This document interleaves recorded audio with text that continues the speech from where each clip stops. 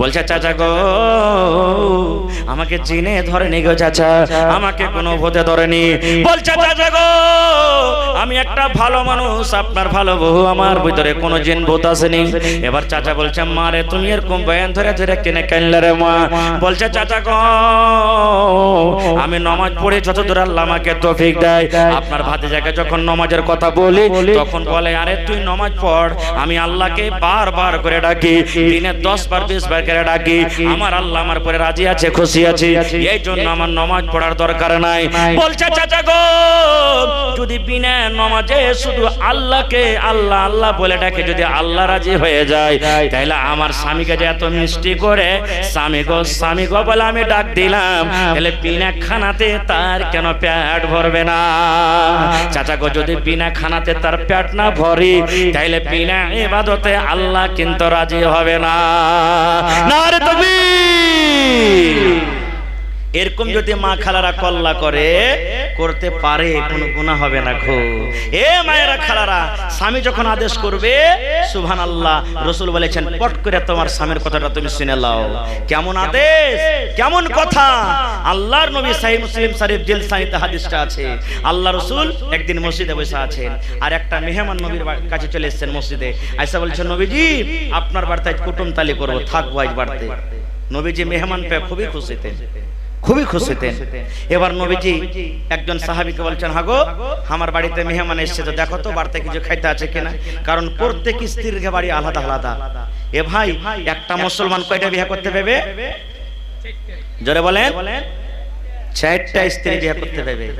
হ্যাঁ একসাথে 4টা ছুতে পারবে, বিয়ে 10টা করতে পারো গা। হ্যাঁ মরলে ছাড়লে মানে একসাথে। হ্যাঁ ফের মা খালারা কইবে বুদ্ধি তো দিয়া গেল ভালোই, হ্যাঁ কত যে গাইল দিবে ওরা তার আল্লাহ জানছে। গাইল দিয়ান কেমন, এটা হাদিসের কোরআনের কথা কইছে আপনাদের সামনে। একটা বেটি ছেলে ছিল, তো বলছে যে আমি শ্বশুরের খেদমত করব না। বেটি ছেলেটা বলছে শ্বশুরের খেদমত করব না।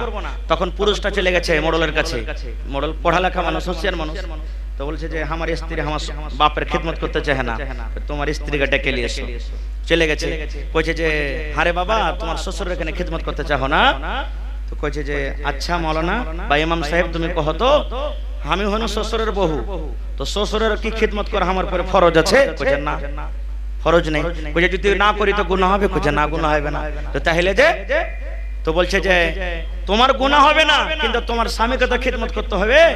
তোমার স্বামী যদি খেদমত না করে তোমার গুনাহ হবে। বড় হইলা মা বাপ, কইছে যে তো আমার স্বামী খেদমত করবে। তখন বলছে তুমি খেদমত করবে? কইছে ইমাম সাহেব যদি আমার স্ত্রীকে যদি আমি খেদমত করতে করাই তাহলে চলবে না? কইছে চলবে। কইছে না আমি করব না। তখন ইমাম সাহেব ওই লোকটা তখন বলছে ইমাম সাহেব আর কোনো রাস্তা নাই? কইছে আছে একটা রাস্তা। বলছে কি রাস্তা? কইছে তুমি আরেকটা বিয়ে করলাও, আরেকটা তুমি বিয়ে করো, এটা হলো রাস্তা যে ওই তুমি বিয়ে করবে তোমার একটা স্ত্রী খেদমত করবে। তখন ওই মহিলাটা বলছেন ইমাম সাহেব আমি যথেষ্ট আছি, ওকে বিয়ে করতে হবে না, আমি শ্বশুর শাশুড়ির খেদমত করতে পারবো। তো ভাই রে দুনিয়াতে সব কিছু ঝাল সইতে পারবে মহিলা, কিন্তু সতীনের ঝাল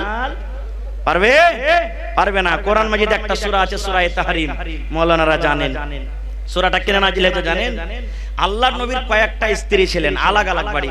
এটা হাফসার বাড়ি, এটা জাইনাবের বাড়ি, এটা আয়েশার বাড়ি, এটা অমুকের বাড়ি, সব বাড়ি আলাদা আলাদা। নবীজি আসরের নামাজ পড়ার পর প্রত্যেক বিবিদের বাড়ি খবর নিতে যেতেন, কার বাড়িতে খবর আছে, কে কেমন আছে না আছে। তো বাড়িতে যায় জাইনাব রাদিয়াল্লাহু তাআলা আনহা, আল্লাহর নবীর একটা স্ত্রী, ওর বাড়িতে যে একটু লেট বেশি হইতো, দেরি বেশি হইতো।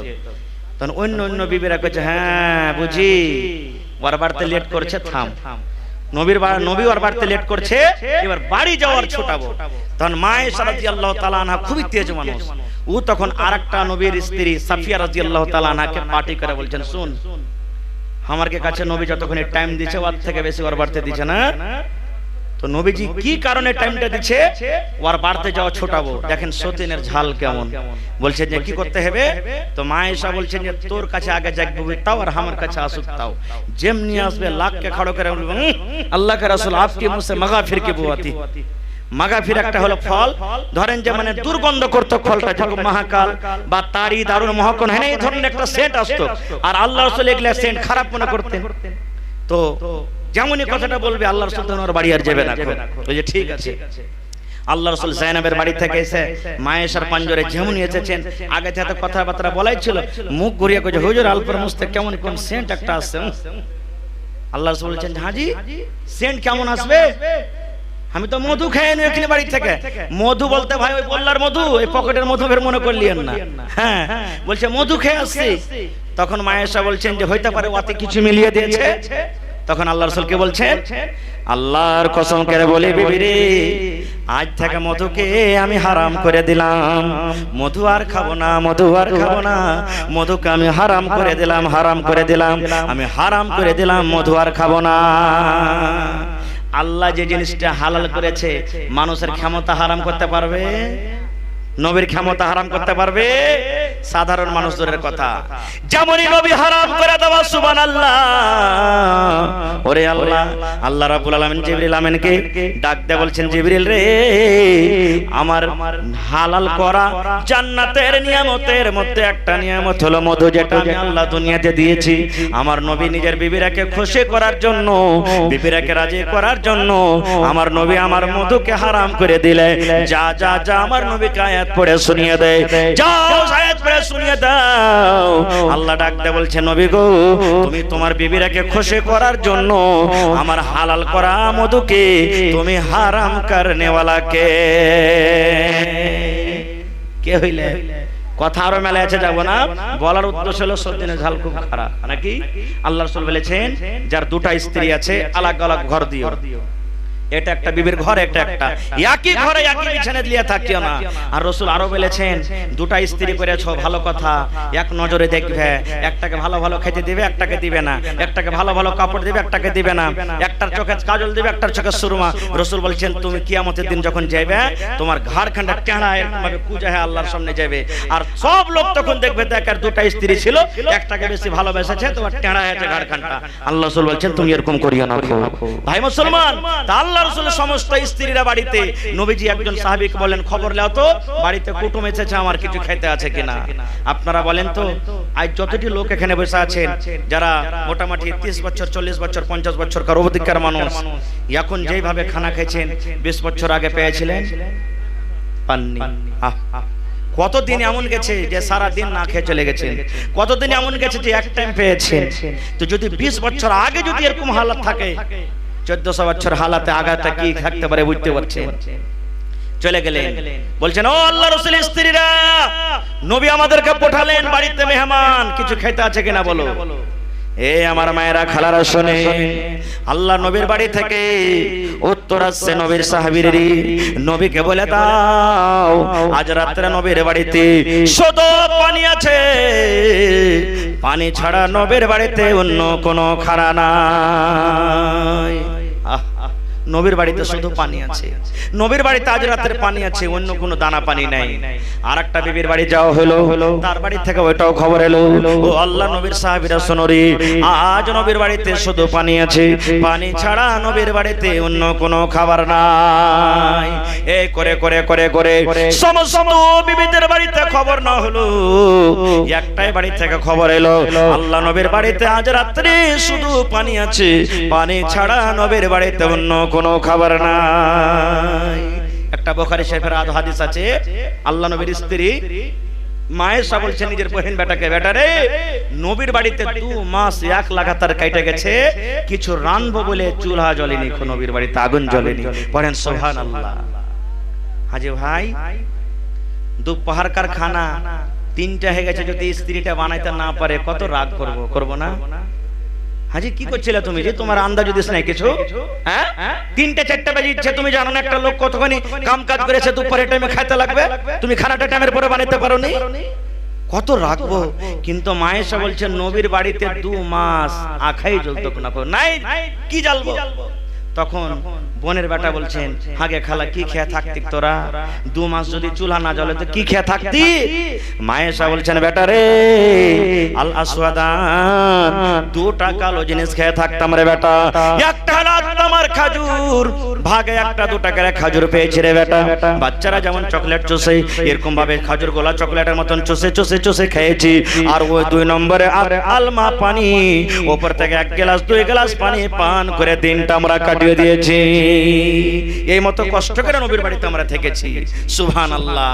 তো সমস্ত বাড়িতে খবর নিয়ে সে সাহাবীরা এসে বলছেন, ইয়া রাসূলুল্লাহ, আপনার সমস্ত বাড়িতে খবর নিলাম, আর সবারই বাড়ি থেকে একটাই উত্তর এলো, নবীর বাড়িতে আজ রাতে শুধু পানি আছে, অন্য কিছু খেতে নাই। তাও নবীর স্ত্রীরা নবীকে ছেড়ে পালিয়ে যায়নি।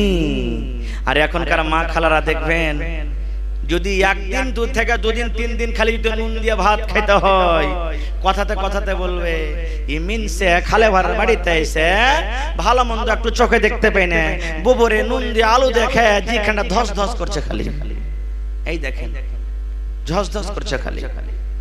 এবার রাসূল বলছেন, সাহাবীরে, আমার বাড়িতে মেহমান, বাড়িতে কিছু খাবার নেই, শুধু পানি আছে, কে আজ রাতে আমার মেহমানের ইজ্জত করবে? আমি নবী দোয়া দিব, তাকে দোয়া দিচ্ছি যে আমার মেহমানের ইজ্জত করবে আল্লাহ রাব্বুল আলামিন, তারপরে দয়া করবেন, রহম করবে। সব তো গরিব মানুষ, কেউ বলে না যে হুজুর আমার বাড়িতে আছে, কিন্তু সাহাবীদের মধ্যে একজন সাহাবী যার নাম হলো আবু তালহা, যার ঘটনা শুনেলাম, ওই আবু তালহা রাদিয়াল্লাহু তাআলা আনহু বলছেন, হুজুর মেহমানটাকে আমাকে দেন, আমি নিয়ে যাব বাড়ি। কিন্তু ও জানে না যে আমার বাড়িতে খেতে আছে কিনা। মেহমানকে রাতের বেলা বাড়িতে নিয়ে চলে গেলেন, বসতে দিলেন। বাড়িতে গেলেন, বিবি রমেশাকে বলছে, বিবি রে, আল্লাহর নবীর মেহমান বিবিরে বাড়িতে এনেছি। আল্লাহ রাসূল দোয়া দিয়েছেন যে মেহমানের ইজ্জত করবে আল্লাহ রাব্বুল আলামিন, তারপরে দয়া করবে, রহম করবে। বিবিরে নবীর বাড়িতে মেহমান, কিন্তু নবীর বাড়িতে কিচ্ছু খেতে নেই রে বিবি, তাই মেহমানটা আমি এনেছি। তোমার বাড়িতে কি খাবার আছে বলো, মেহমানকে খাবার লাগবে, যেমন কথাটা বলো।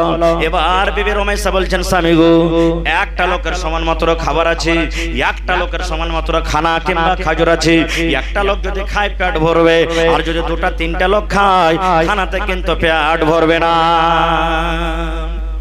ওই জামানাতে একটা নিয়ম ছিল, মেহমানের সাথে যতক্ষণ বাড়ির লোক খানা না খাবে, মেহমান খানা খেত না। আর একটা লোকের সানা যদি বাড়ির লোকটা যদি বসতো, তো পেট ভরবে ভাই। আবু তালহা বলছেন, আল্লাহ কি করব, মেহমানের সাথে যদি আমি খেতে বসে যাই, একটা লোকের সমান খানা, হাফ খানা আমার পেটে আসবে, মেহমানের পেটে হাফ খানা যাবে। আল্লাহ, মেহমানের পেট না ভরতে গেলে ইজ্জত সম্মান হলো না।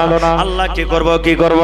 এইভাবে চিন্তা করতে করতে হযরত আবু তালহা বিবিকে ডাকতে বলছেন, বিবি রে, রাত হয়ে গেছে রে বিবি, তোমাকে একটা ছলনা করতে হবে, বুদ্ধি করতে হবে। কি বুদ্ধি করতে হবে?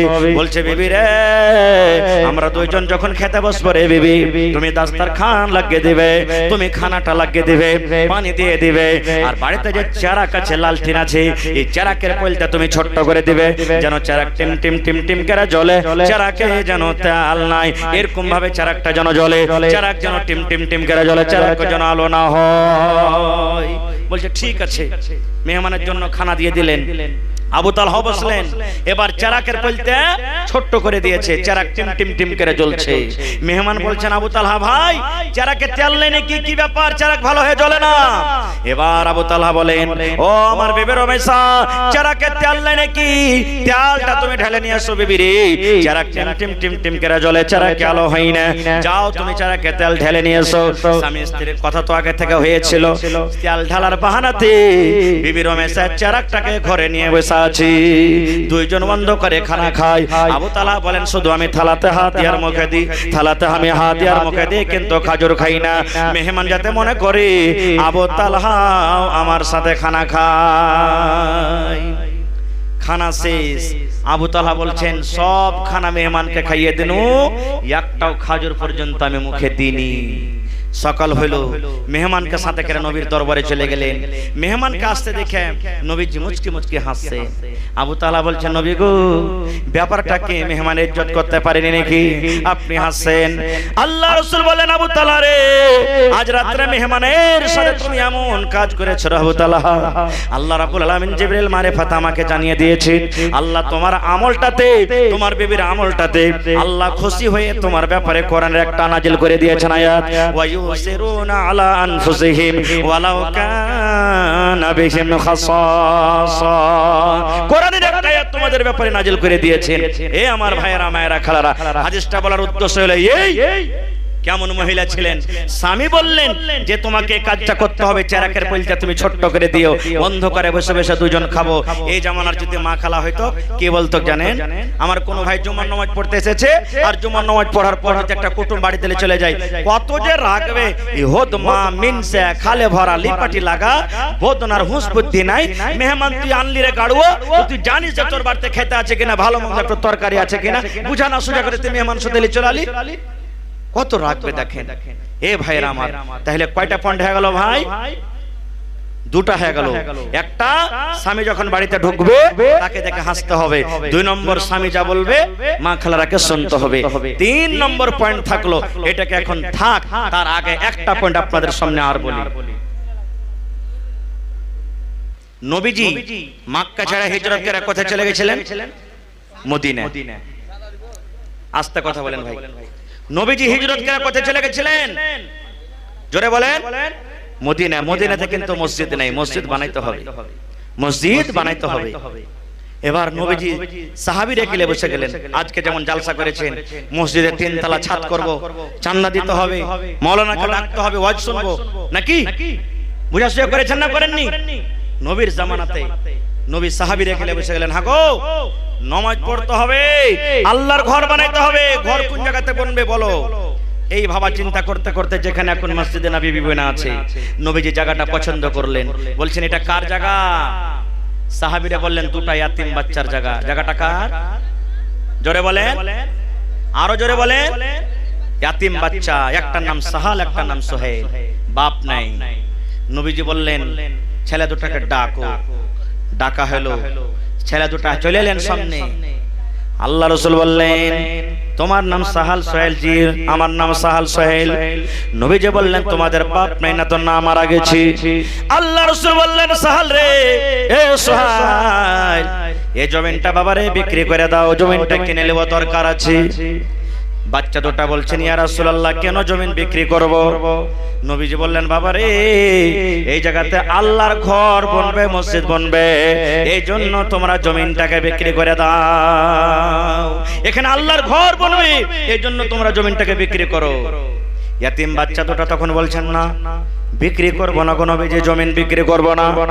যখন আল্লাহর ঘর বানাবেন, এই জায়গাতে আল্লাহর ঘর বনবে, মসজিদ বনবে, আমরা দুটা ইয়াতিম ভাই আল্লাহর ঘরের জন্য এই জমিনটাকে দান করে দিলাম, দান করে দিলাম। নবী গো আপনি মসজিদ বানান, আমরা জমিন বিক্রি করবো না। খো আল্লাহ রাসূল বলছেন না, তোমাদের দান লওয়া হবে না, দান লওয়া হবে না, তোমরা জমিনটাকে বিক্রি করে দাও।